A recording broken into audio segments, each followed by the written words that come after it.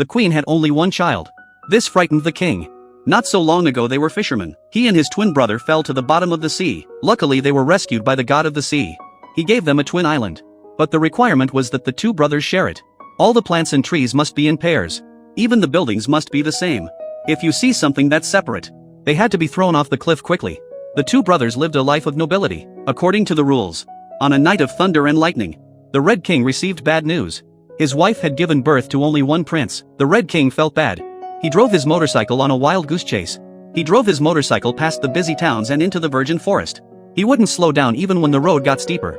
The Red King came to the crystal cave. Deep in the cave was the cave of the twin water gods. The Red King took the blue crystal and put it next to the prince, and dressed the crystal as a baby. The Red King prayed for the crystal to look like the prince.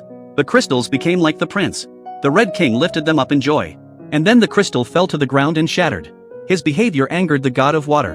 The god of water told him to abandon the prince, but this time, the Red King was against them. The Red King ran desperately out of the cave to escape his pursuers. Ahead was a bridge over a misty cliff. Behind him, the entrance to the cave was blocked.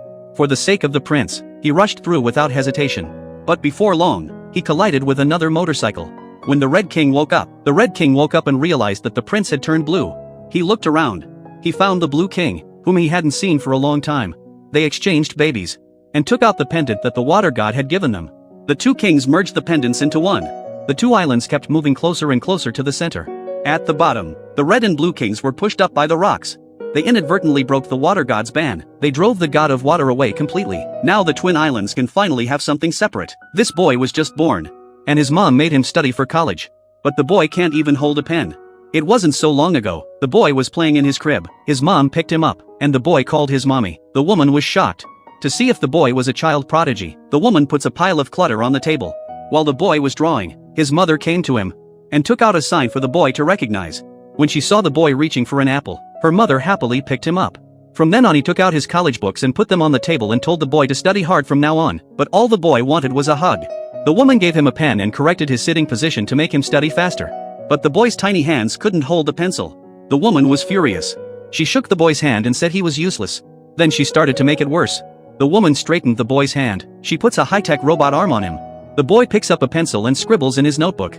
The boy shouted for his mom. When he saw the woman approaching, he looked pitiful. What he didn't know was that the woman had given him a mechanical head for all the trophies.